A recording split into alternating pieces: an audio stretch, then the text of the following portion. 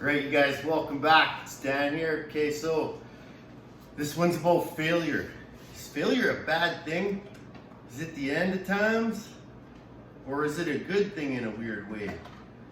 Maybe a blessing in disguise, right? So, let's look at failure.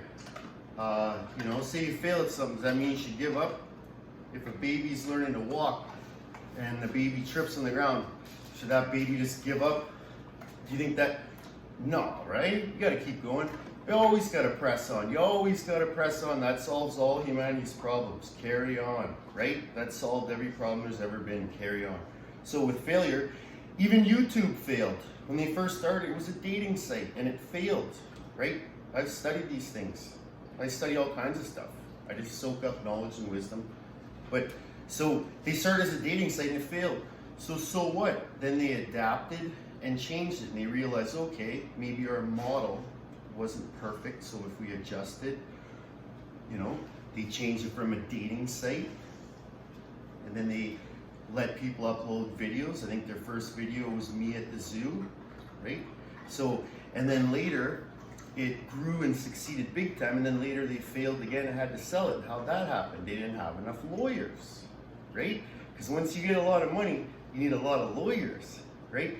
But does that mean that it failed? Not at all. Because look at the thousands and thousands of ways that it has helped people across the whole world. And by the way, God bless YouTube and Google for helping people across the world. Let's think about it. Say you're fixing your truck and you don't know how to change the starter. You could just search up a video and there'll be a guy there changing the exact starter in your exact vehicle. He'll show you the sockets you need, like the ratchets, the tools, whatever. It could be something you don't even know. Like you could learn how to play the guitar. There's things like that. All kinds of stuff. Meditation things. There's like healing frequencies, music. There's all kinds of just endless stuff like music. Just if you want to work out, you're in a good mood. Say there's working out stuff. If you don't know how to work out, you could learn how to work out. Probably millions and millions of people have learned to work out from things like this because we all pick up stuff from everyone else. And I've heard it said that even as a kid, if you watch your dad do something once in your life, once, if it's ever called for and required, you'll pull it out and be able to use that, right? So it's like monkey see, monkey do. We do learn from each other, right? So again, back to failure here. Weightlifting, failure is a really good thing. I'm gonna post a video coming up where I fail. I'm trying double body weight bench press for reps, and you'll see what happens. But it's like if you don't push till failure in weightlifting, the switch doesn't get turned on to get stronger, right? So it's like sometimes you have to push into the failure zone to see, to create new results and work your way through. Like even a video game, if you fail and go down the hole, so what? You just try not to go down the hole next time, right? Like for failure, do you think, say anyone's feeling bad out there because maybe things aren't going perfect in their life or everything isn't going the way they want or something like this or that or whatever the case is or something, right? And you think, oh, maybe, it's like, no. If anyone has things like that going on, it's like fog, it'll pass. If you're having a hard time, it'll pass because things are like waves. So if it's rough now, good times will be coming. So just keep that in your mind and work towards the good times. Do you think Michael Jordan ever missed a basketball shot and failed? Yeah. Do you think Shaq ever missed one and failed, or Kobe or anyone else or whatever? Of course they did. They probably missed more shots. The most successful people probably failed more than anyone would ever realize. They just picked themselves off the ground, got up and carried on, right? It's just a case that you can't let that failure break your spirit. You just have to use it as a stepping stone and a learning lesson, and that's how it can be a positive thing if you evaluate what you did right and what you did wrong. And you just can't let it break your spirit. Here's an example. So the 1 year here, I've won a lot of bench press championships and stuff. This is 2019 for Northwestern Ontario and Thunder Bay, Ontario, where I live here. There's a lot of tough guys here too. Like Max Boudreau got 3rd place at World's Strongest Man.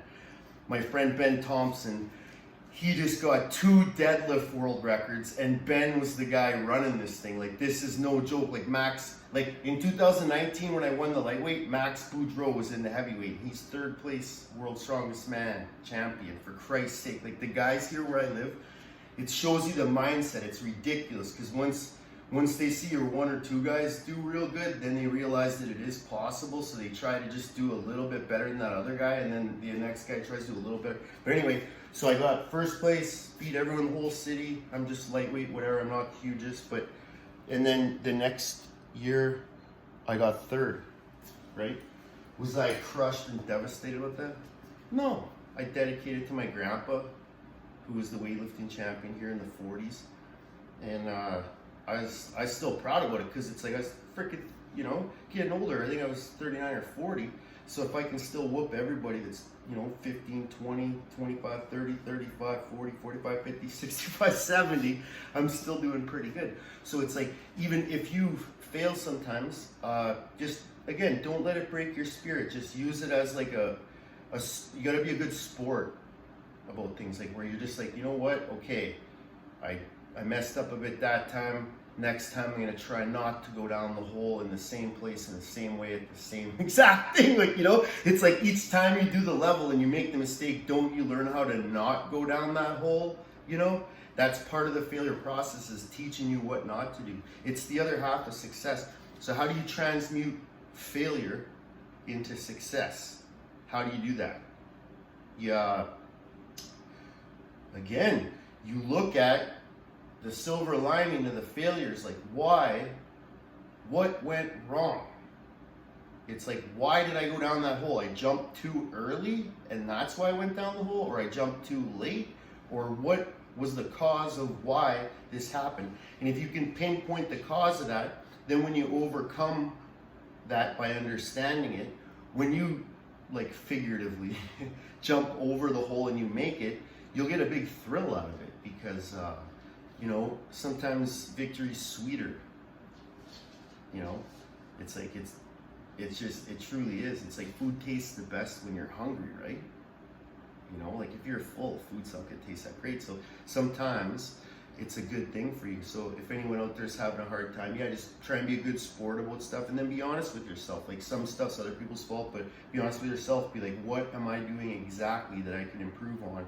And once you figure it out and overcome it, you know, you'll feel great about everything. So yeah, failure can be a good thing.